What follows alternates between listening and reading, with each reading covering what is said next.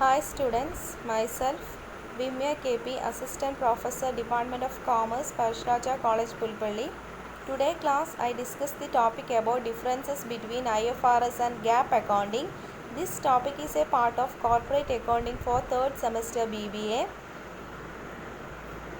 Number 1. Local and global. IFRS is used in more than 110 countries around the world, including European Union and many Asian and South American countries. GAAP, on the other hand, is only used in the United States. Companies that operate in the US and overseas may have more complexities in their accounting. Number 2. Rules and principles. GAAP tends to be more rules based, while IFRS tends to be more principles based.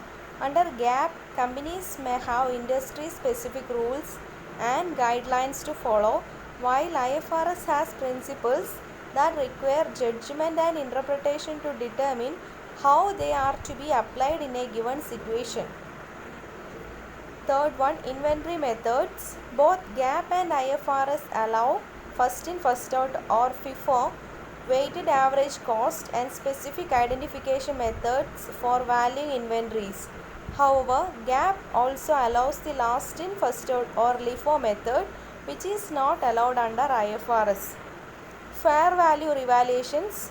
IFRS allows revaluation of the following assets to fair value if fair value can be measured reliably: inventories, property, plant and equipment, intangible assets, and investment in marketable securities. This revaluation may be either an increase or a decrease to the assets value. Under GAAP, revaluation is prohibited except for marketable securities.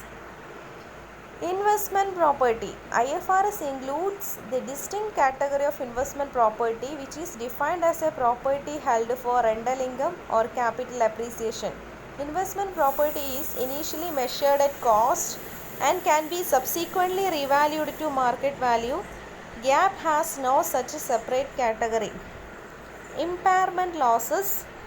Both standards allows for the recognition of impairment losses on long-lived assets when the market value of an asset declines. When conditions change, IFRS allows impairment losses to be reversed for all types of assets except goodwill. GAAP takes a more conservative approach and prohibits reversals of impairment losses for all types of assets. Inventory write-down reversals. Both methods allow inventories to be written down to market value. However, if the market value later increases, only IFRS allows the earlier write-down to be reversed.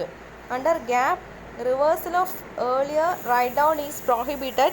Inventory valuation may be more volatile under IFRS. Thank you for watching.